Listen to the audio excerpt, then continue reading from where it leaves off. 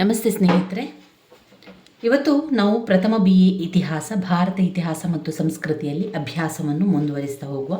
ಈಗಾಗಲೇ ಮುಖ್ಯವಾದ ಪ್ರಶ್ನೆಗಳ ಬಗ್ಗೆ ತಿಳ್ಕೊಂಡೆವು, ಮುಖ್ಯವಾದ ಪ್ರಶ್ನೆಗಳ ಪಾಯಿಂಟ್ಸ್ಗಳನ್ನು, ವಿವರಣೆಗಳನ್ನು ಕೂಡ ತಿಳ್ಕೊಂಡಿದ್ದೇವೆ. ಇದರಲ್ಲಿ ಇವಾಗ ನಾವು ಬ್ಲಾಕ್ 1ರ ಅಭ್ಯಾಸವನ್ನು ಮಾಡ್ತಾ ಇದ್ದೇವೆ. ಬ್ಲಾಕ್ 1ರಲ್ಲಿ ಬರುವಂತಹ ಎಲ್ಲ ಮುಖ್ಯವಾದ ಪ್ರಶ್ನೆಗಳ ಅಭ್ಯಾಸವನ್ನು, ಪುನರಾವರ್ತನ ಅಭ್ಯಾಸವನ್ನು ಕೂಡ ಮಾಡ್ತಾ ಇದ್ದೇವೆ.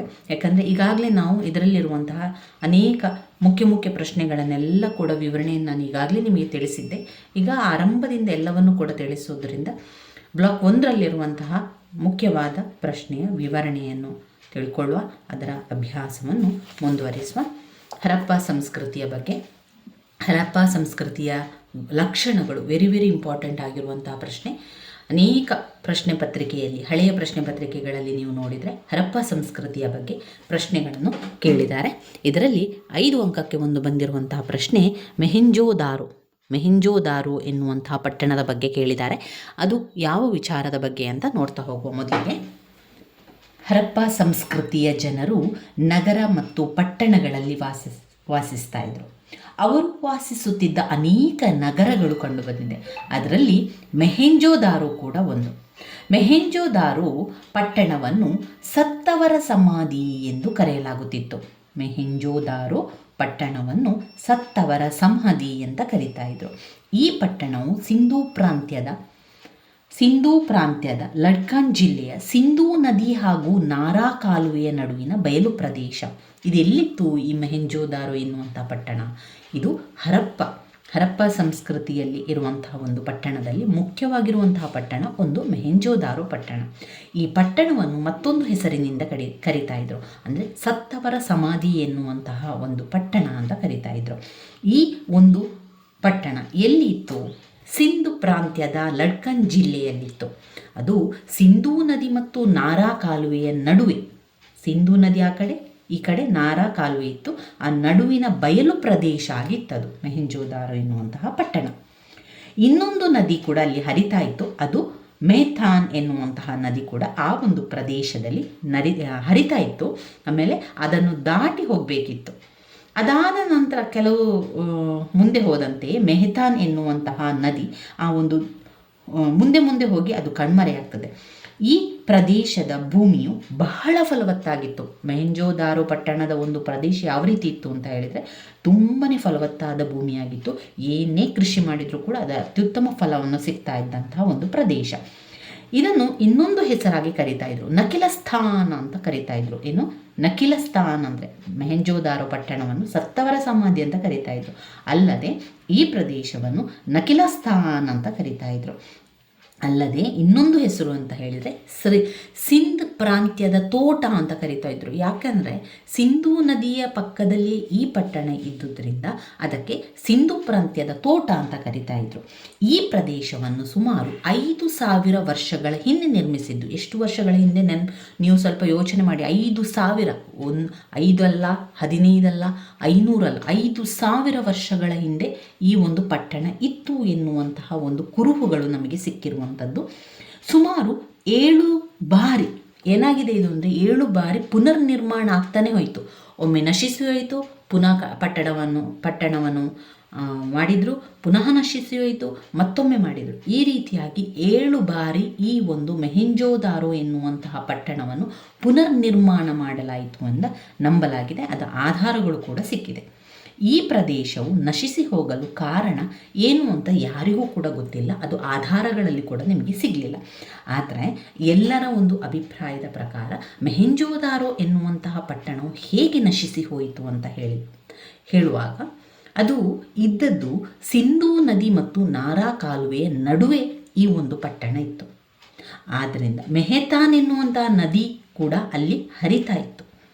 ಈ ನದಿಗಳೆಲ್ಲ ಇದ್ದುದರ ಕಾರಣದಿಂದಾಗಿ ಎಷ್ಟೋ ವರ್ಷಗಳ ನಂತರ ಈ ನದಿಗಳ ಪ್ರವಾಹ ಹೆಚ್ಚಿರಬಹುದು ಅಥವಾ ನೆರೆ ಬಂದಿರಬಹುದು. ನೆರೆ ಅಥವಾ ಪ್ರಭಾವದಿಂದಾಗಿ, ಆ ಒಂದು ಪ್ರವಾಹದಿಂದಾಗಿ ನೆರೆ ಮತ್ತು ಪ್ರವಾಹ ಬಂದಿರಬಹುದು.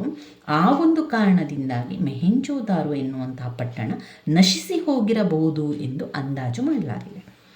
ಹರಪ್ಪ ಎನ್ನುವಂಥದ್ದು ಕೂಡ ಮತ್ತೊಂದು ಪಟ್ಟಣ. ಹರಪ್ಪ ನಗರವು ಮ್ಯಾಂಟ್ರೋಮೆರ್ರಿ ಜಿಲ್ಲೆಯಲ್ಲಿದ್ದು ಕೆಲವು ಇತಿಹಾಸಕಾರರ ಪ್ರಕಾರ ಇದು ಗಾತ್ರದಲ್ಲಿ ಮೆಹೆಂಜೋದಾರಕ್ಕಿಂತ ದೊಡ್ಡದಾಗಿದೆ ಎಂದು ಅಂದಾಜಿಸಲಾಗಿದೆ. ಮೆಹೆಂಜೋದಾರೋ ಕೂಡ ಪಟ್ಟಣವೇ, ಹರಪ್ಪ ಎನ್ನುವಂಥದ್ದು ಒಂದು ಪಟ್ಟಣವೇ. ಆದರೆ ಹರಪ್ಪ ಪಟ್ಟಣವು ಈ ಮೆಹೆಂಜೋದಾರೋ ಪಟ್ಟಣಕ್ಕಿಂತ ದೊಡ್ಡದಾಗಿದೆ ಎನ್ನುವಂತಹ ಅಂದಾಜು. ಆದರೆ ಪರ್ಸಿವಲ್ ಸ್ವಿಯರ್ ಅವರ ಪ್ರಕಾರ ಹರಪ್ಪ ನಗರವು ಸಹ ಮೆಹೆಂಜೋದಾರೋ ಪಟ್ಟಣದಂತೆ 3 ಮೈಲಿಗಳ ವಿಸ್ತೀರ್ಣವನ್ನು ಹೊಂದಿದೆ. ಪ್ರತಿಯೊಬ್ಬರೂ ಕೂಡ ಅನೇಕ ಇತಿಹಾಸ ತಜ್ಞರು ಬೇರೆ ಬೇರೆ ಅಭಿಪ್ರಾಯಗಳನ್ನು ಕೊಡ್ತಾ ಇದ್ರು. ಅದರಲ್ಲಿ ಕೆಲವರು ಏನು ಹೇಳ್ತಾ ಇದ್ರು, ಇಲ್ಲ, ಹರಪ್ಪ ಪಟ್ಟಣವು ಕೂಡ ಮೆಹೆಂಜೋದಾರೋ ಪಟ್ಟಣದ ರೀತಿಯಲ್ಲೇ ಇತ್ತು. ಸದ್ಯದಲ್ಲಿ ಸದ್ಯದಲ್ಲಿ ಅಂದರೆ ಈ ಮೆಹೆಂಜೋದಾರೋ ಪಟ್ಟಣದ ನಂತರ ಈ ಒಂದು ಹರಪ್ಪ ಪಟ್ಟಣ ಕೂಡ ನಶಿಸಿ ಹೋಗಿರುವುದಾಗಿ, ಇದರ ಒಂದು ಪ್ರಾಚೀನತೆ ಅಥವಾ ಒಂದು ಪ್ರಾಮುಖ್ಯತೆ ತುಂಬ ಹಳೆಯದಾಗಿರುವಂಥದ್ದು. ಕೆಲವು ಇತಿಹಾಸಗಾರರ ಪ್ರಕಾರ ಈ ಪಟ್ಟಣವು ಮೆಹೆಂಜೋದಾರಕ್ಕಿಂತಲೂ ಹಳೆಯದಾಗಿರುವಂಥದ್ದು ಅಂತ ಹೇಳ್ತಾರೆ. ಆದರೆ ಬಹಳಷ್ಟು ವಿದ್ವಾಂಸರು ಈ ಹೇಳಿಕೆಯನ್ನು ಕೂಡ ಅವರು ಒಪ್ಪುತ್ತಿಲ್ಲ. ಆದರೆ ಒಬ್ಬೊಬ್ಬರು ಇತಿಹಾಸ ತಜ್ಞರು ಒಂದೊಂದು ರೀತಿಯಲ್ಲಿ ಹೇಳ್ತಾರೆ. ಒಟ್ಟಾರೆಯಾಗಿ ನಾವು ನೋಡಿದರೆ ಮೆಹೆಂಜೋದಾರ ಪಟ್ಟಣ ಮತ್ತು ಹರಪ್ಪ ಪಟ್ಟಣವು ಎರಡೂ ಕೂಡ ತುಂಬಾ ಫಲವತ್ತಾದ ಒಂದು ಪಟ್ಟಣ ಅಂತಲೇ ಹೇಳ್ಬೋದು. ಇನ್ನು ನಾವು ಹರಪ್ಪ ಸಂಸ್ಕೃತಿಯ ಲಕ್ಷಣಗಳ ಬಗ್ಗೆ ತಿಳ್ಕೊಳ್ಳುವ. ಮೊದಲಿಗೆ ನಗರ ಯೋಜನೆ ಮತ್ತು ಕಟ್ಟಡಗಳು. ಹರಪ್ಪ ಸಂಸ್ಕೃತಿಯ ಲಕ್ಷಣಗಳಲ್ಲಿ ಬರುವಂಥದ್ದು ನಗರ ಯೋಜನೆ ಯಾವುದು, ಹರಪ್ಪ ಪಟ್ಟಣದ ನಗರಗಳು ಮತ್ತು ಕಟ್ಟಡಗಳು ಯಾವ ರೀತಿ ಇತ್ತು ಎನ್ನುವಂಥದ್ದನ್ನು ನೋಡ್ಕೊಳ್ತಾ ಹೋಗಬೇಕು. ಹರಪ್ಪ ಸಂಸ್ಕೃತಿಯ ಜನರು ಹಲವು ದೊಡ್ಡ ಮತ್ತು ಸಣ್ಣ ಸಣ್ಣ ನಗರಗಳಲ್ಲಿ ಕೂಡ ವಾಸ ಮಾಡ್ತಾ ಇದ್ರು. ಅನೇಕ ನಗರ ಪಟ್ಟಣಗಳು ಸಂಶೋಧನೆಯಿಂದಾಗಿ ಹೊರಬಂತು. ಅವುಗಳಲ್ಲಿ ಮೆಹೆಂಜೋದಾರೋ ಮತ್ತು ಹರಪ್ಪ ಎರಡೂ ಕೂಡ ಬಹುದೊಡ್ಡ ನಗರಗಳೇ ಆಗಿವೆ. ಹರಪ್ಪ ಸಂಸ್ಕೃತಿಯ ನಗರ ಯೋಜನೆಯು ಮಹದ ಆಶ್ಚರ್ಯದ ರೀತಿಯಲ್ಲಿ ನಮಗೆ ಕಾಣಸಿಗ್ತದೆ. ಯಾಕಂದರೆ ಈ ಒಂದು ನಗರ ಯೋಜನೆಯು ಹಲವಾರು ನೈಪುಣ್ಯತೆಯನ್ನು ನಮಗೆ ಗೋಚರಿಸ್ತದೆ, ಹಲವಾರು ನೈಪುಣ್ಯತೆಯನ್ನು ವ್ಯಕ್ತಪಡಿಸುವಂತಹ ಒಂದು ಯೋಜನೆಯನ್ನು ಇಲ್ಲಿ ಕಾಣ್ಬೋದು. ಇಲ್ಲಿಯ ನಗರಗಳ ರಸ್ತೆಗಳು ಯಾವ ರೀತಿ ಇತ್ತು ಅಂತ ಹೇಳಿದರೆ ತುಂಬಾ ವಿಶಾಲವಾಗಿತ್ತು. 9 ರಿಂದ 34 ಅಡಿಗಳಷ್ಟು ಅಗಲವಾಗಿದ್ದವು. ಅನೇಕ ಮನೆಗಳು ಮತ್ತು ಕಟ್ಟಡಗಳನ್ನು ಕಟ್ಟುತ್ತಿದ್ದು, ಯಾವುದೇ ಒಂದು ಕಟ್ಟಡವು ನಕ್ಷೆಯನ್ನು ಮೀರದೆ ರಸ್ತೆಯ ತಗುಲದಂತೆ ನಿರ್ಮಾಣ ಆಗಿದ್ದವು. ಎಷ್ಟೊಂದು ಅಚ್ಚುಕಟ್ಟಾಗಿ ಒಂದು ನಗರ ಇತ್ತು ಅಂತ ಹೇಳಿದರೆ ಆರಂಭದಿಂದ ರಸ್ತೆಯನ್ನು ಅವರು ವಿವರಿಸ್ತಾ ಹೋಗ್ತಾರೆ. ರಸ್ತೆ ಎಷ್ಟು ಅಗಲ ಇತ್ತು ಅಂತ ಹೇಳಿದರೆ 9 ರಿಂದ 34 ಅಡಿ ಅಗಲ ಕೂಡ ಇತ್ತಂತೆ. ಆದರೆ ನಕ್ಷೆಯನ್ನು ಮೀರಿ ಆ ಒಂದು ಮಾರ್ಗ ಹೊರಗೆ ಹೋಗ್ತಾ ಇರಲಿಲ್ಲ. ಆ ನಕ್ಷೆಗೆ ಅನುಗುಣವಾಗಿ ಇತ್ತು. ಹಾಗೆ ಕಟ್ಟಡಗಳು, ಸಾಲು ಸಾಲು ಕಟ್ಟಡಗಳು, ಮನೆಗಳಿದ್ದವು. ಆ ಮನೆಗಳೆಲ್ಲವೂ ಕೂಡ ರಸ್ತೆಯಿಂದ ಇಂತಿಷ್ಟು ದೂರದವರೆಗೆ ಇರ್ತಾ ಇದ್ದವು. ಯಾವುದು ಕೂಡ ರಸ್ತೆಗೆ ತಗುಲುವಂತೆ ಯಾರೂ ಕೂಡ ನಿರ್ಮಾಣವನ್ನು ಮಾಡ್ತಾ ಇರಲಿಲ್ಲ. ಆ ರಸ್ತೆಗೆ ತಗುಲದಂತೆ ನಿರ್ಮಾಣವನ್ನು ಮಾಡಿದರು. ಇದರಿಂದಾಗಿ ನಗರ ಯೋಜನೆಯ ನಿಯಮ ಎಷ್ಟು ಅಚ್ಚುಕಟ್ಟಾಗಿ ಈ ಒಂದು ಹರಪ್ಪ ಸಂಸ್ಕೃತಿಯಲ್ಲಿ ಮಾಡಿದ್ದಾರೆ ಎನ್ನುವಂಥದ್ದನ್ನು ಊಹೆ ಮಾಡಿಕೊಳ್ಳಿ. ಈ ನಗರ ಯೋಜನೆಯಲ್ಲಿ ಒಳಚರಂಡಿ ವ್ಯವಸ್ಥೆ ಅದ್ಭುತವಾಗಿ ಮಾಡಿದರು. ಆ ಚರಂಡಿಗಳನ್ನು ಒಳ್ಳೆಯ ಬೆಂದ ಇಟ್ಟಿಗೆಗಳಿಂದ ಕಟ್ತಾ ಇದ್ರು. ಚರಂಡಿ ವ್ಯವಸ್ಥೆಯನ್ನು ಮಾಡಬೇಕಾದ್ರೂ ಕೂಡ ಕೆಲವೊಂದು ನಿಯಮಗಳನ್ನು ಪಾಲಿಸಬೇಕು. ಆದರೆ ಮಾತ್ರ ಆ ಒಂದು ಚರಂಡಿ ವ್ಯವಸ್ಥೆ ಅತ್ಯುತ್ತಮವಾಗಿರಲಿಕ್ಕೆ ಸಾಧ್ಯ. ಇಲ್ಲಿ ಹರಪ್ಪ ಸಂಸ್ಕೃತಿಯಲ್ಲಿ ಏನು ಮಾಡ್ತಾಯಿದ್ರು ಅಂತ ಹೇಳಿದರೆ ಬೆಂದ ಇಟ್ಟಿಗೆಗಳನ್ನು ಕಟ್ತಾಯಿದ್ರು. ಈ ಚರಂಡಿಯನ್ನು ಅವುಗಳಿಗೆ ಅದಕ್ಕೆ ತಕ್ಕಂತೆ ಮುಚ್ಚಳಿಕೆಯನ್ನು ಕೂಡ ಹಾಕಿದ್ರು. ಮುಚ್ಚಿ ಉತ್ತಮವಾಗಿ ಮಾಡ್ತಾಯಿದ್ರು. ಚರಂಡಿಯನ್ನು ಸ್ವಚ್ಛ ಮಾಡಲು ಚರಂಡಿಯನ್ನು ಕೂಡ ಸ್ವಚ್ಛ ಮಾಡಲಿಕ್ಕೆ ಹಲವು ರೀತಿಯ ವ್ಯವಸ್ಥೆಯನ್ನು ಕೂಡ ಮಾಡಿದರು. ಸಾರ್ವಜನಿಕರು ಹಾಗೂ ಪಶುಗಳ ಉಪಯೋಗಕ್ಕೆ ಸಾರ್ವಜನಿಕ ಬಾವಿಗಳನ್ನು ಮಾಡಿದರು. ಅಂದರೆ ಅಲ್ಲಿ ಒಂದು ಬಾವಿಯನ್ನು ಮಾಡಿ ಎಲ್ಲರಿಗೂ ಉಪಯೋಗ ಆಗಬೇಕು, ಸಾರ್ವಜನಿಕರಿಗೂ ಕೂಡ ಉಪಯೋಗ ಆಗಬೇಕು, ಪ್ರಾಣಿ ಪಕ್ಷಿಗಳಿಗೂ ಕೂಡ ಉಪಯೋಗವಾಗುವ ರೀತಿಯಲ್ಲಿ ಬಾವಿಯನ್ನು ಕೂಡ ತೋಡಿದರು. ಇನ್ನು ವಾಸ ಮಾಡುವ ಮನೆಗಳು ಹಲವಾರು ಅಳತೆಗಳಲ್ಲಿದ್ದವು. 1 ಕೊಠಡಿಯ ಮನೆ ಇದ್ದಿರಬಹುದು, 2 ಕೊಠಡಿಯ ಮನೆ, 3 ಕೊಠಡಿಯ ಮನೆ, ಹೆಚ್ಚು ಕೊಠಡಿಯ ಮನೆ, ಬಹು ಕೊಠಡಿಯ ಮನೆ, ಹೀಗೆ ದೊಡ್ಡ ದೊಡ್ಡ ಗೋಡೆಗಳು ಕೂಡ ಇದ್ದವು, ದೊಡ್ಡ ದೊಡ್ಡ ಮನೆಗಳು ಕೂಡ ಇದ್ದವು. 4 ರಿಂದ 5 ಇಟ್ಟಿಗೆಗಳಷ್ಟು ದಪ್ಪವಾಗಿರ್ತಿತ್ತು. ಈ ಮನೆಯ ಬಾಗಿಲು 3 ರಿಂದ 7 ಅಡಿ ಎತ್ತರ ಇತ್ತಂತೆ. ಇವುಗಳು ರಸ್ತೆಗೆ ಅಭಿಮುಖವಾಗಿ ನಿಲ್ಲಿಸಲ್ಪಟ್ಟಿದ್ದವು. ಈ ಜನರ ಮನೆಗಳ ನಿರ್ಮಾಣಕ್ಕೆ ಸುಟ್ಟ ಇಟ್ಟಿಗೆಗಳನ್ನು ಉಪಯೋಗಿಸ್ತಾ ಇದ್ರು. ಅಲ್ಲಿ ಮನೆಗಳನ್ನು ಕಟ್ಟಬೇಕಾದ್ರೆ ಸುಟ್ಟ ಇಟ್ಟಿಗೆಗಳನ್ನು ಕೂಡ ಉಪಯೋಗಿಸ್ತಾ ಇದ್ರು. 20 ರಿಂದ 25 ಇಂಚುಗಳು ಉದ್ದವಾಗಿದ್ದಂತಹ ಕಟ್ಟಡಗಳ ನೆಲವನ್ನು ಸಾರಿಸುವ ನೆಲ ಅಥವಾ ಅದಕ್ಕೆ ಬಣ್ಣ ಪಾಲಿಷ್ ಮಾಡುವ ಪದ್ಧತಿ ಕೂಡ ಇತ್ತು. ಪಾಲಿಷ್ ಮಾಡಿ ಮಾಡ್ತಾಯಿದ್ರು. ಇನ್ನು ಈ ವಸತಿ ಗೃಹಗಳು ಅಂಗಳ, ಆ ವಸತಿ ಗೃಹದಲ್ಲಿ ಏನೆಲ್ಲ ಇದ್ದವು ಎನ್ನುವುದಕ್ಕೂ ಕೂಡ ನಮಗೆ ಕೆಲವು ಕುರುಹುಗಳು ಸಿಗ್ತದೆ. ಅಲ್ಲಿ ಅಂಗಳಗಳಿದ್ದವು, ಮೊಗಸಾಲೆ ಇತ್ತು, ಅಡಿಗೆ ಮನೆ ಇತ್ತು, ದೊಡ್ಡ ಸಭಾಂಗಣ ಇತ್ತು, ಸ್ನಾನದ ಕೊಠಡಿ ಇತ್ತು, ಶಯ್ಯಾಗೃಹ ಇತ್ತು, ಶೌಚಗೃಹ ಇತ್ತು. ಇತರೆ ಅಗತ್ಯ ಸೌಲಭ್ಯಗಳು ಎಲ್ಲವೂ ಕೂಡ ಮನೆಗಳಲ್ಲಿ ಮಾಡ್ತಾಯಿದ್ರು. ದೊಡ್ಡ ಹಜಾರಗಳನ್ನೊಳಗೊಂಡ ಕೆಲವು ಕಟ್ಟಡಗಳನ್ನು ಶೋಧಿಸಿ ಸಂಭವಿಸಲಾಯಿತು.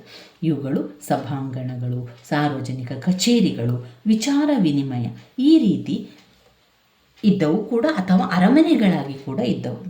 ಒಂದು ಬಹಳ ದೊಡ್ಡ ವಿಷಯ ಅಂತ ಹೇಳಿದರೆ ಸ್ನಾನಗೃಹ. ಮೊಹೆಂಜೋದಾರೋದಲ್ಲಿ ಕಂಡುಬಂದದ್ದು 54 × 33 ಮೀಟರ್ಗಳಿದ್ದ ಇದು ಗೋಡೆಯು ಕೂಡ 2 ಮೀಟರ್ ದಪ್ಪವಾಗಿತ್ತು. ಮಧ್ಯದಲ್ಲಿ ಒಂದು ಈಜುಕೊಳ ಕೂಡ ಇತ್ತು. ಅದು 12 × 7 ಮೀಟರ್ನಷ್ಟಿದ್ದು 2.5 ಮೀಟರ್ ಆಳವಿತ್ತು. ಅದಕ್ಕೆ ಆಳಕ್ಕೆ ಹೋಗಲು ಅನೇಕ ಮೆಟ್ಟಿಲುಗಳನ್ನು ಕೂಡ ಮಾಡಲಾಗಿತ್ತು. ಇದರ ಕುರುಹುಗಳನ್ನು ಕೂಡ ನಾವು ಕಾಣ್ತೇವೆ.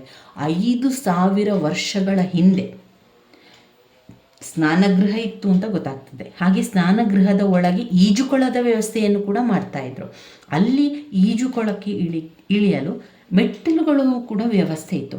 ಹಾಗಾದರೆ ನಮಗೆ ಏನು ಅಂದಾಜು ಸಿಗ್ತದೆ ಅಂತ ಹೇಳಿದರೆ 5000 ವರ್ಷದ ಹಿಂದೆ ಅವರು ಸ್ನಾನಕ್ಕೆ ಎಷ್ಟು ಮಹತ್ವವನ್ನು ಕೊಡ್ತಾ ಇದ್ರು, ಅಥವಾ ಈಜು ಎಲ್ಲ ಎಷ್ಟು ಮಹತ್ವವನ್ನು ಕೊಡ್ತಾ ಇದ್ರು ಅಂತ ನಮಗೆ ಗೊತ್ತಾಗ್ತದೆ. ಇನ್ನು ಈಜುಕೊಳದ 4 ಬದಿಯಲ್ಲಿ ಸಣ್ಣ ಕೊಠಡಿಗಳಿದ್ದವು. ಈಜುಕೊಳದ ಪಕ್ಕದಲ್ಲಿ ಒಂದು ದೊಡ್ಡ ಬಾವಿ ಇತ್ತು. ಅದರಿಂದ ಶುದ್ಧ ನೀರನ್ನು ಕೊಳಕ್ಕೆ ಬಿಡಲಾಗ್ತಾ ಇತ್ತು ಎಂದು ಕಾಣ್ತೇವೆ. ಇದಲ್ಲದೆ ನೀರನ್ನು ಹೊರಸಾಗಿಸಲು ದೊಡ್ಡದಾದ ಚರಂಡಿ ವ್ಯವಸ್ಥೆಯನ್ನು ಕೂಡ ಮಾಡಿದರು. ಈ ಎಲ್ಲ ಸೌಲಭ್ಯಗಳು ಹರಪ್ಪ ಸಂಸ್ಕೃತಿಯು ಜನರು ಎಷ್ಟು ಸ್ವಚ್ಛತೆಯಿಂದ ಇದ್ದರು, ಸ್ವಚ್ಛತೆಗೆ ಹೆಚ್ಚು ಪ್ರಾಮುಖ್ಯತೆಯನ್ನು ಕೊಡ್ತಾ ಇದ್ರು, ಹಾಗೂ ಅವರು ಸ್ನಾನಪ್ರಿಯರೆಂದು ಕೂಡ ನಮಗೆ ತಿಳಿದು ಬರ್ತದೆ. ಹರಪ್ಪ ಸಂಸ್ಕೃತಿಯು ಇನ್ನೊಂದು ಮಹತ್ವಪೂರ್ಣ ಅಂಶ ಅಂತ ಹೇಳಿದರೆ ಅತ್ಯುತ್ತಮವಾದ ಚರಂಡಿ ವ್ಯವಸ್ಥೆ. ಒಂದೊಂದು ಮನೆಗೂ ಸಹ ಈ ಚರಂಡಿ ವ್ಯವಸ್ಥೆಯನ್ನು ಪಟ್ಟಣಗಳಲ್ಲಿ ಕಲ್ಪಿಸಲಾಗಿತ್ತು. ಮನೆಯೊಳಗಿನ ಕಲ್ಮಶದ ನೀರನ್ನು ಈ ಚರಂಡಿಗೆ ಬಿಡಲು ವ್ಯವಸ್ಥೆ ಕೂಡ ಮಾಡಿದರು. ಪ್ರತಿಯೊಂದು ಮನೆಯಿಂದಲೂ ಕೂಡ ಆ ಒಂದು ಚರಂಡಿಗೆ ವ್ಯವಸ್ಥೆಯನ್ನು ಮಾಡಿದರು. ಬೀದಿಯಲ್ಲಿರುವ ಚರಂಡಿಗೆ ಅದನ್ನು ಜೋಡಿಸಿ ಆ ಪಟ್ಟಣದ ಒಳಗಿರುವಂಥ ಎಲ್ಲ ಚರಂಡಿಯ ನೀರು ಹೊರಗೆ ಹೋಗಿ ಮುಖ್ಯ ಕಾಲುವೆಗೆ ಸೇರಿ ಪಟ್ಟಣದಿಂದಲೇ ಹೊರಗೆ ಅದನ್ನು ಸಾಗಿಸ್ತಾ ಇದ್ರು. ಆ ಒಂದು ಏರ್ಪಾಡನ್ನು ಕೂಡ ಮಾಡಿದರು. ಈ ಚರಂಡಿಯನ್ನು ಇಟ್ಟಿಗೆ ಕಟ್ಟಡಗಳಿಂದ ಮುಚ್ಚುವ ಏರ್ಪಾಡು ಕೂಡ ಮಾಡಲಾಗಿತ್ತು. ಇದೊಂದು ಅಪೂರ್ವವಾದ ಮತ್ತು ಪ್ರಮುಖ ಪದ್ಧತಿ ಅಂತ ಹೇಳ್ಬೋದು. ಇದು ಹರಪ್ಪ ಸಂಸ್ಕೃತಿಯ ಆಡಳಿತದ ಹೆಚ್ಚುಗಾರಿಕೆಯನ್ನು ನಮಗೆ ಇಲ್ಲಿ ತೋರಿಸ್ತದೆ. ಇದು ನಗರ ಮತ್ತು ಹರಪ್ಪ ಸಂಸ್ಕೃತಿಯ ನಗರ ಯೋಜನೆ ಮತ್ತು ಕಟ್ಟಡಗಳಲ್ಲಿ ನಮಗೆ ಗೊತ್ತಾಗುವಂಥದ್ದು. ಹರಪ್ಪ ಸಂಸ್ಕೃತಿಯ ಲಕ್ಷಣ ಅಂತ ಬಂದಾಗ ನಾವು ನಗರ ಯೋಜನೆ ಮತ್ತು ಕಟ್ಟಡವ ಸಂಪೂರ್ಣ ಬರಿತಾ ಹೋಗಬೇಕು. ಇನ್ನು ಹರಪ್ಪ ಸಂಸ್ಕೃತಿಯ ಸಾಮಾಜಿಕ ಜೀವನ ಯಾವ ರೀತಿ ಇತ್ತು, ಅದರ ಸಂಸ್ಕೃತಿ ಅಂತ ಬಂದಾಗ ಎಲ್ಲವನ್ನು ಬರಿತಾ ಹೋಗಿ ನಗರ ಯೋಜನೆ ಬರೀರಿ, ಕಟ್ಟಡಗಳ ಬಗ್ಗೆ ಬರೀರಿ, ಸಾಮಾಜಿಕ ಜೀವನದ ಬಗ್ಗೆ ಬರೀಬೇಕು, ಹಾಗೆ ಆರ್ಥಿಕ ಜೀವನದ ಬಗ್ಗೆ ಬರೀರಿ, ಧಾರ್ಮಿಕ ಜೀವನದ ಬಗ್ಗೆ ಬರೆಯಿರಿ. ಒಂದು ವೇಳೆ ಅವರು ಯಾವ ರೀತಿ ಪ್ರಶ್ನೆಗಳನ್ನು ಕೂಡ ಕೇಳ್ಬೋದು. ಹರಪ್ಪ ಸಂಸ್ಕೃತಿಯ ಬಗ್ಗೆ ಬರೆಯಿರಿ, ಅಥವಾ ಹರಪ್ಪ ಸಂಸ್ಕೃತಿಯ ಲಕ್ಷಣಗಳನ್ನು ತಿಳಿಸಿ ಅಂತ ಕೇಳ್ಬೋದು. ಹರಪ್ಪ ಸಂಸ್ಕೃತಿಯ ಸಂಪೂರ್ಣ ಜೀವನದ ಬಗ್ಗೆ ತಿಳಿಸಿ ಅಂತ ಕೇಳ್ತಾರೆ. ಎಲ್ಲವನ್ನು ಕೂಡ ನೀವು ಅದರಲ್ಲಿ ಬರಿತಾ ಹೋಗಬೇಕು. ಮೊದಲು ಈಗ ಸಾಮಾಜಿಕ ಜೀವನವನ್ನು ನೋಡುವ. ಹರಪ್ಪ ಸಂಸ್ಕೃತಿಯ ಜನರು ಉತ್ತಮವಾದ ಸಾಮಾಜಿಕ ಜೀವನದ ಪದ್ಧತಿಯನ್ನು ಹೊಂದಿದ್ರು. ಅವರು ಸಂಘಜೀವಿಗಳಾಗಿದ್ದು ಸಮಾಜದಲ್ಲಿ ಒಬ್ಬರಿಗೊಬ್ಬರು ಕಲಿತು ಜೀವನವನ್ನು ಮಾಡ್ತಾ ಇದ್ರು. ಅವರು ಸುಸಂಸ್ಕೃತರು ಕೂಡ ಆಗಿದ್ರು. ಸಾಮಾಜಿಕ ಜೀವನ ಅಂತ ಬಂದಾಗ ಅಲ್ಲಿ ಆಹಾರ, ವಸ್ತುಗಳು ಮತ್ತು ಆಭರಣಗಳು, ವಿನೋದ ಕ್ರೀಡೆಗಳು, ಶಿಕ್ಷಣ ಹಾಗೂ ಬರವಣಿಗೆ. ಹರಪ್ಪ ಸಂಸ್ಕೃತಿಯ ಸಾಮಾಜಿಕ ಜೀವನ ಅಂತ ಬಂದಾಗ ಅದರಲ್ಲಿ ಪಾಯಿಂಟ್ಸನ್ನು ಹಾಕಿ: 1 ಆಹಾರ, 2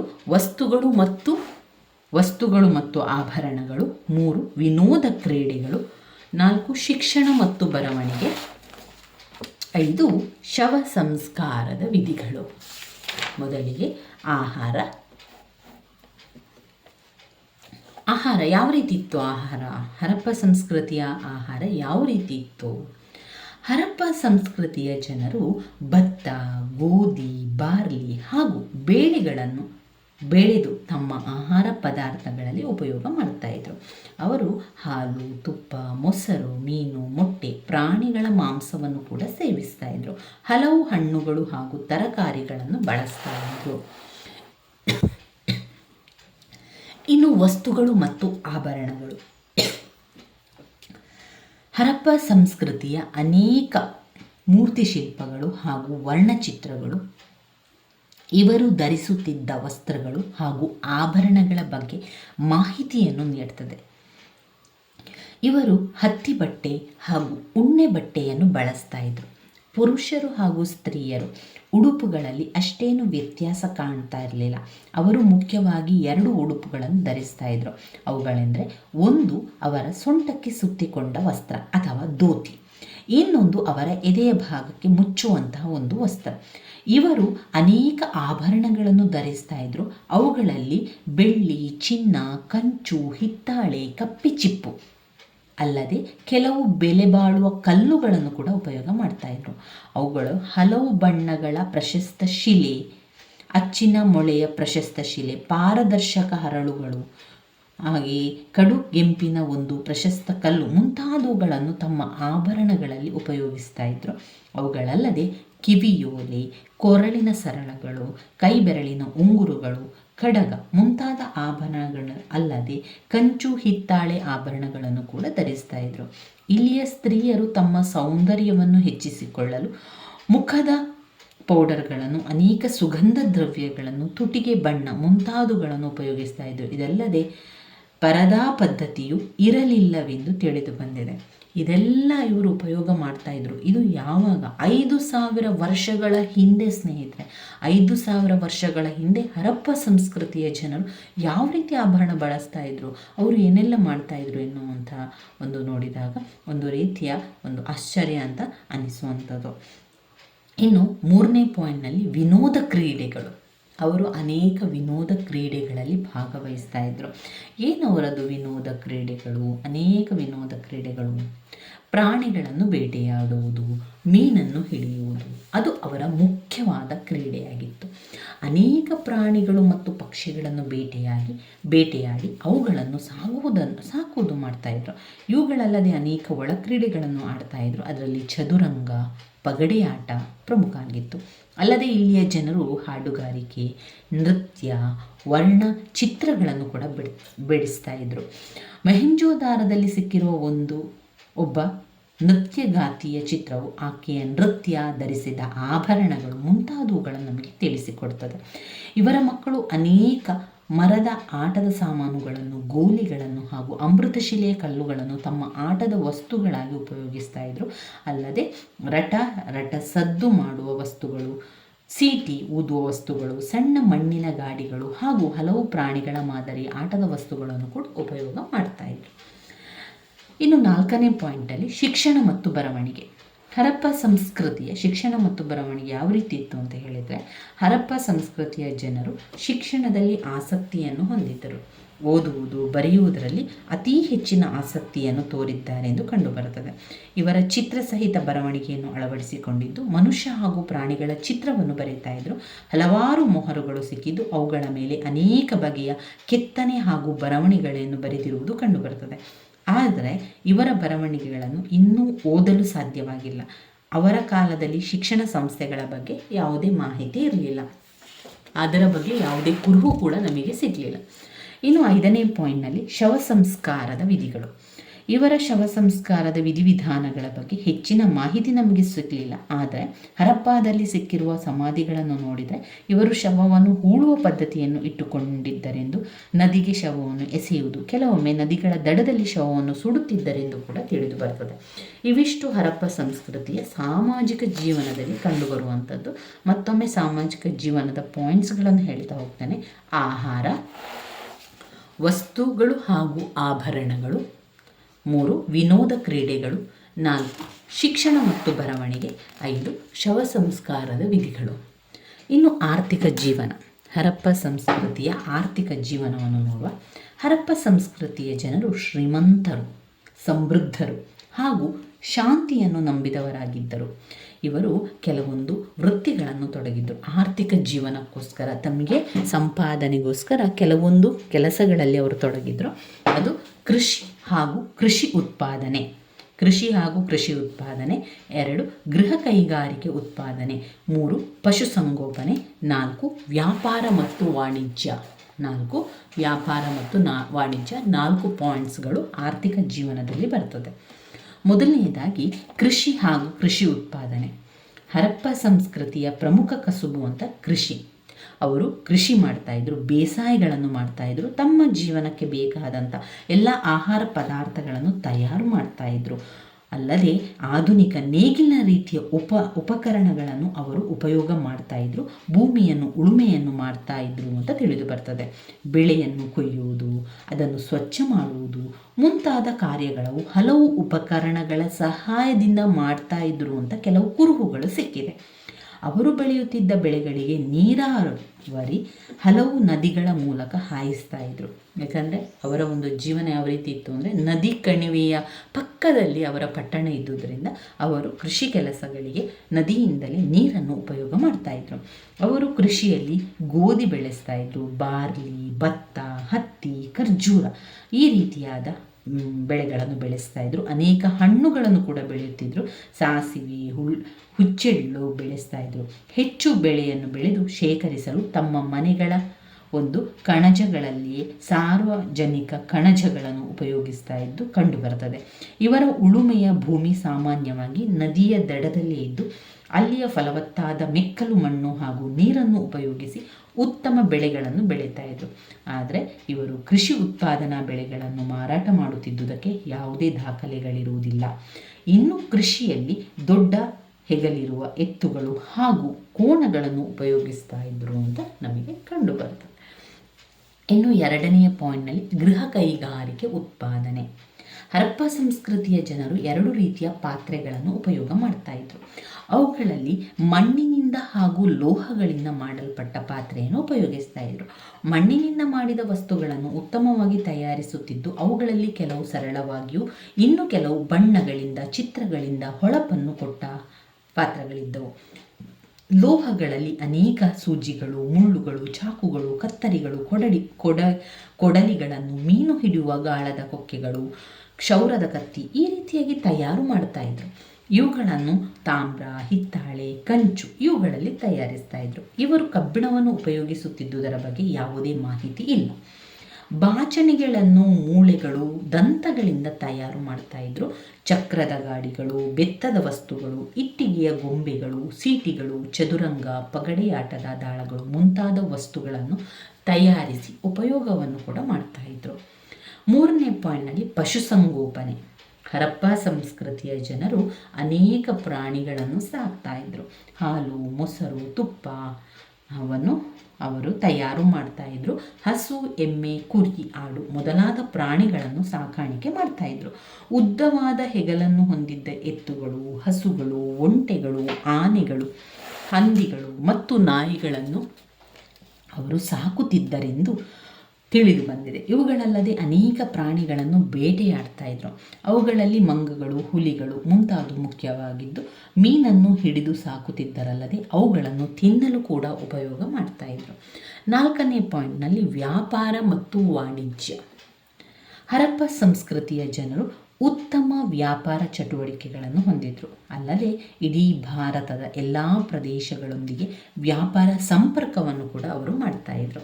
ಇವರು ವ್ಯಾಪಾರಕ್ಕಾಗಿ ದೃಢವಾಗಿ ತಯಾರಿಸಿದ ಚಕ್ರಗಳ ಎತ್ತಿನ ಗಾಡಿಗಳನ್ನು ಉಪಯೋಗ ಮಾಡ್ತಾ ಇದ್ರು. ದೋಣಿಗಳಲ್ಲಿ ನದಿಗಳು ಹಾಗೂ ಸಮುದ್ರದ ಮೇಲೆ ಪ್ರಯಾಣ ಮಾಡಿ ವ್ಯಾಪಾರವನ್ನು ಮಾಡುತ್ತಿದ್ದರು ಎಂದು ಕಂಡುಬರ್ತದೆ. ಇದಲ್ಲದೆ ಆ ಕಾಲದ ಪ್ರಮುಖ ರಾಷ್ಟ್ರಗಳಾದ ಮೆಸೊಪೊಟೇಮಿಯಾ, ಈಜಿಪ್ಟ್, ಕ್ರೀಟ್, ಸುಮೇರ್ ಮುಂತಾದ ರಾಷ್ಟ್ರಗಳೊಂದಿಗೆ ಭೂಮಾರ್ಗ ಮತ್ತು ಜಲಮಾರ್ಗ ಸಂಪರ್ಕವನ್ನು ಇಟ್ಟುಕೊಂಡಿದ್ದರು. ಕಾಶ್ಮೀರ ಮತ್ತು ದಕ್ಷಿಣ ಭಾರತದ ಅನೇಕ ಪ್ರದೇಶಗಳೊಂದಿಗೆ ಬೃಹತ್ ಪ್ರಮಾಣದ ವ್ಯಾಪಾರವನ್ನು ಇಟ್ಟುಕೊಂಡಿದ್ದರು. ಇವರು ಜೇಡಿಮಣ್ಣನ್ನು, ದಕ್ಕನ್ ಪ್ರಸ್ಥಭೂಮಿ ಹಾಗೂ ಕಂತೇವಾಡದಿಂದ ಆಮದು ಮಾಡಿಕೊಳ್ತಾ ಇದ್ದರು. ತಾಮ್ರವನ್ನು ರಾಜಸ್ಥಾನ ಮತ್ತು ಪರ್ಷಿಯಾದಿಂದಲೂ ತರಿಸಿಕೊಳ್ಳುತ್ತಿದ್ದರು. ಇವುಗಳಲ್ಲದೆ ಕೆಲವು ಬೆಲೆಬಾಳುವ ಹರಳುಕಲ್ಲುಗಳನ್ನು ಮಧ್ಯಪ್ರಾಚ್ಯ ರಾಷ್ಟ್ರಗಳು ಹಾಗೂ ಟಿಬೆಟ್ಟಿನಿಂದ ಆಮದು ಮಾಡಿಕೊಳ್ಳುತ್ತಿದ್ದರು. ಇವರೊಂದಿಗೆ ಹತ್ತಿಯ ವ್ಯಾಪಾರವನ್ನು ಹೆಚ್ಚಾಗಿ ಮಾಡುತ್ತಿದ್ದರು. ಈ ವ್ಯಾಪಾರಿಗಳು ತಮ್ಮ ವಸ್ತುಗಳನ್ನು ಮಾರಲು ಕೊಳ್ಳಲು ಅನುಕೂಲವಾಗಲು ತಮ್ಮದೇ ಆದ ಗುರುತು ಮೊಹರುಗಳನ್ನು ಇಟ್ಟುಕೊಂಡಿದ್ದುದಾಗಿ ತಿಳಿದು ಬರುತ್ತದೆ. ಇನ್ನು ಹರಪ್ಪ ಸಂಸ್ಕೃತಿ, ಇವಿಷ್ಟು ಆರ್ಥಿಕ ಜೀವನ ಆಯಿತು. ಆರ್ಥಿಕ ಜೀವನದಲ್ಲಿ ಕೃಷಿ ಉತ್ಪಾದನೆ, ಗೃಹ ಕೈಗಾರಿಕೆ ಉತ್ಪಾದನೆ, ಪಶುಸಂಗೋಪನೆ, ವ್ಯಾಪಾರ ಮತ್ತು ವಾಣಿಜ್ಯ.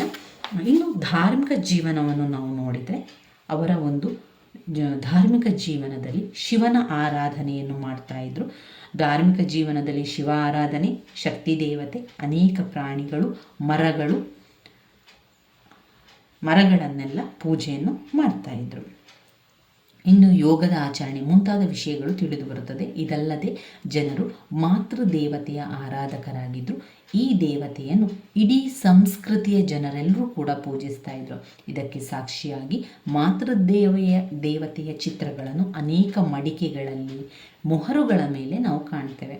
ಇವನನ್ನು ಮಹಾಯೋಗಿ, ಪಶುಪತಿ ಎಂದಲೂ ಕರೆಯುತ್ತಿದ್ದರು. ಹೋರಿಗಳನ್ನು ಪೂಜೆ ಮಾಡ್ತಾ ಇದ್ರು, ಶಿವನ ಮಗ ನಂದಿಯಾಗಿ. ಇಂದಿನ ಕಾಲದ ಅನೇಕ ಧಾರ್ಮಿಕ ಆಚರಣೆ ವಿಧಿವಿಧಾನಗಳನ್ನು ಆಚರಿಸುತ್ತಿದ್ದರೆಂದು ತಿಳಿದು ಬರುತ್ತದೆ. ಇದರಿಂದ ಹರಪ್ಪ ಸಂಸ್ಕೃತಿ ಮತ್ತು ಹಿಂದೂ ಧರ್ಮದ ನಡುವೆ ಮುಂದುವರೆದ ಧಾರ್ಮಿಕ ಸಂಬಂಧವಿದೆ ಎಂದು ತೋರಿಬರುತ್ತದೆ. ಇನ್ನು ಇವರು ಅರಳಿ ಮರ, ಹಾವು, ಮೊಸಳೆಗಳನ್ನು ಪೂಜೆ ಮಾಡ್ತಾ ಇದ್ರು. ಇವರ ಚಿತ್ರಗಳಲ್ಲಿ ದೇವತೆಗಳು, ರಾಕ್ಷಸರು, ಸಣ್ಣ ಪುಟ್ಟ ದುಷ್ಟಶಕ್ತಿಗಳನ್ನು ಕಂಡುಬರುತ್ತದೆ.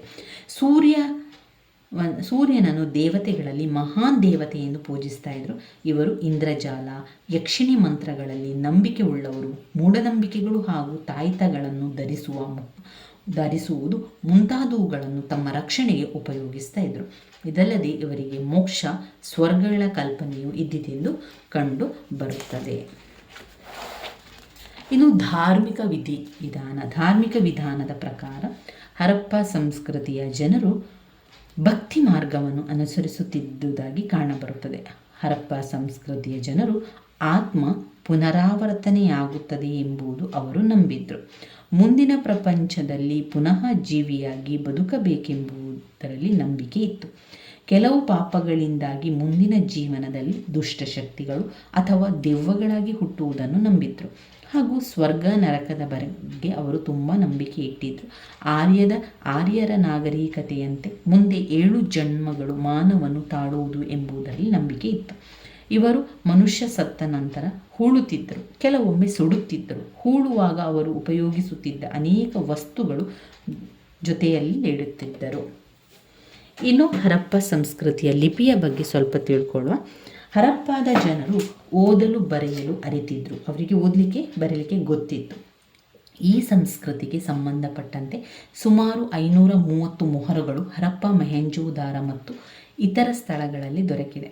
ಇವುಗಳು ಈ ಜನರ ಸಾಕ್ಷರತೆಯ ಬಗ್ಗೆ ತಿಳಿಸುತ್ತದೆ. ಇವರ ಲಿಪಿಯು ಚಿತ್ರಗಳಿಂದ ಕೂಡಿದೆ. ಇವರ ಬರವಣಿಗೆಯ ಬಲಗಡೆಯಿಂದ ಬಲಗಡೆ ಬೇರೆ ಬೇರೆ ರೇಖಾ ವಿನ್ಯಾಸಗಳಿಂದ ಕೂಡಿದೆ. ಭಾಷಾ ವಿದ್ವಾಂಸರಾದ ಸ್ಟುವರ್ಟ್ ವಿಗ್ಗಾಟ್ ಅವರ ಪ್ರಕಾರ ಹರಪ್ಪ ಜನರು ಸುಮಾರು 250 ವಿವಿಧ ಸಂಕೇತಗಳನ್ನು ಉಪಯೋಗಿಸುತ್ತಿದ್ದರು ಎಂದು ತಿಳಿಸಿದ್ದಾರೆ. ಇವರು ತಮ್ಮ ಮೊಹರುಗಳ ಮೇಲೆ ಬಹಳ ಸುಂದರವಾದ ಚಿತ್ರಗಳನ್ನು ಚಿತ್ರಿಸಿದ್ದಾರೆ. ಅವುಗಳಲ್ಲಿ ಅನೇಕ ಪ್ರಾಣಿಗಳು, ಸಸ್ಯಗಳು, ಮಾನವರು, ದೇವತೆಗಳು ಮುಂತಾದವುಗಳು ಇವೆ. ಅಲ್ಲದೆ ಯೋಗಿ ಗುರುತಿನ ಶಿವ, ನೃತ್ಯ ಮಾಡುತ್ತಿರುವ ಬಾಲೆ, ಇವುಗಳು ಸುಂದರ ಚಿತ್ರಗಳು. ಆದರೆ ಅವರ ಲಿಪಿಯನ್ನು ಇನ್ನೂ ಪೂರ್ಣವಾಗಿ ಗುರುತಿಸಿ ಓದಲು ಸಾಧ್ಯವಾಗದೇ ಇದ್ದು ಇನ್ನೂ ಹೆಚ್ಚಿನ ಮಾಹಿತಿಗಳು ದೊರಕದೇ ಇವೆ. ಇವಿಷ್ಟು ಹರಪ್ಪ ಸಂಸ್ಕೃತಿಯ ಲಕ್ಷಣಗಳಲ್ಲಿ ಅವರ ಒಂದು ಜೀವನದ ಬಗ್ಗೆ ನಮಗೆ ತಿಳಿಯುವಂಥದ್ದು. ಅವರ ಸಾಮಾಜಿಕ ಜೀವನ, ಆರ್ಥಿಕ ಜೀವನ, ಧಾರ್ಮಿಕ ಜೀವನ, ಹಾಗೆಯೇ ಅವರ ಒಂದು ಸಂಸ್ಕೃತಿಯ ಲಿಪಿಯ ಬಗ್ಗೆ ತಿಳ್ಕೊಂಡೆವು. ಇದು ತುಂಬಾ ಮುಖ್ಯವಾಗಿರುವಂತಹ ಪ್ರಶ್ನೆಯಾಗಿದೆ ಸ್ನೇಹಿತರೆ. ಮೊಹೆಂಜೋದಾರದ ಬಗ್ಗೆ ಕೂಡ ಓದ್ಕೊಳ್ಳಿ. 5 ಅಂಕಕ್ಕೆ ಕೇಳಿರುವಂತಹ ಪ್ರಶ್ನೆ. ಹರಪ್ಪ ಸಂಸ್ಕೃತಿಯ ಲಕ್ಷಣಗಳಲ್ಲಿ ನಗರ ಯೋಜನೆ ಮತ್ತು ಕಟ್ಟಡಗಳನ್ನು ಬರೆಯಬೇಕು. ಸಂಪೂರ್ಣವಾಗಿ ಹರಪ್ಪ ಸಂಸ್ಕೃತಿಯ ಜೀವನ, ಅದರಲ್ಲಿ ಸಾಮಾಜಿಕ ಜೀವನ, ಆಹಾರ, ವಸ್ತುಗಳು ಹಾಗೂ ಆಭರಣಗಳು, ವಿನೋದ ಕ್ರೀಡೆಗಳು, ಶಿಕ್ಷಣ ಹಾಗೂ ಬರವಣಿಗೆ, ಶವ ಸಂಸ್ಕಾರದ ವಿಧಿಗಳು. ಆರ್ಥಿಕ ಜೀವನದಲ್ಲಿ ಕೃಷಿ ಉತ್ಪಾದನೆ, ಗೃಹ ಕೈಗಾರಿಕಾ ಉತ್ಪಾದನೆ, ಪಶುಸಂಗೋಪನೆ, ವ್ಯಾಪಾರ ಮತ್ತು ವಾಣಿಜ್ಯ. ಧಾರ್ಮಿಕ ಜೀವನ, ದೇವತೆಗಳು, ಶಿವನ ಆರಾಧನೆಯನ್ನು ಮಾಡ್ತಾಯಿದ್ರು, ಪ್ರಾಣಿಗಳನ್ನೆಲ್ಲ ಪೂಜೆ ಮಾಡ್ತಾಯಿದ್ರು. ಧಾರ್ಮಿಕ ವಿಧಿವಿಧಾನಗಳು, ಆಮೇಲೆ ಅವರ ಲಿಪಿ. ಇವಿಷ್ಟು ವಿಷಯಗಳು ಹರಪ್ಪ ಸಂಸ್ಕೃತಿಯಲ್ಲಿ ನೀವು ಓದ್ಕೊಳ್ಬೇಕಾಗಿರುವಂಥ ವಿಚಾರಗಳು ಸ್ನೇಹಿತರೆ. ನನ್ನ ವೀಡಿಯೋಸ್ ಎಲ್ಲ ನಿಮಗೆ ಇಷ್ಟ ಆಗಿದ್ದರೆ ಲೈಕ್ ಕೊಡಿ, ಶೇರ್ ಮಾಡಿ, ಸಬ್ಸ್ಕ್ರೈಬ್ ಮಾಡಲಿಕ್ಕೆ ಮರಿಬೇಡಿ. ಮುಂದಿನ ವಿಡಿಯೋದಲ್ಲಿ ನಾವು ಸಂಪೂರ್ಣವಾಗಿ ವೈದಿಕ ಸಾಹಿತ್ಯದ ಬಗ್ಗೆ ತಿಳ್ಕೊಳ್ಬೇಕು. ಋಗ್ವೇದದ ಕಾಲದ ರಾಜಕೀಯ, ಸಾಮಾಜಿಕ, ಆರ್ಥಿಕ ಜೀವನದ ಬಗ್ಗೆ ಪ್ರಶ್ನೆ ಬಂದಿದೆ. ಹಳೆಯ ಪ್ರಶ್ನೆ ಪತ್ರಿಕೆಯಲ್ಲಿ ನೀವು ನೋಡಿದರೆ ಉಪನಿಷತ್ತಿನ ಬಗ್ಗೆ, ಋಗ್ವೇದದ ಬಗ್ಗೆ ಎಲ್ಲ ಕೇಳಿದ್ದಾರೆ. ಅದನ್ನು ನಾವು ಮುಂದಿನ ವಿಡಿಯೋದಲ್ಲಿ ತಿಳಿತಾ ಹೋಗುವ. ಧನ್ಯವಾದಗಳು.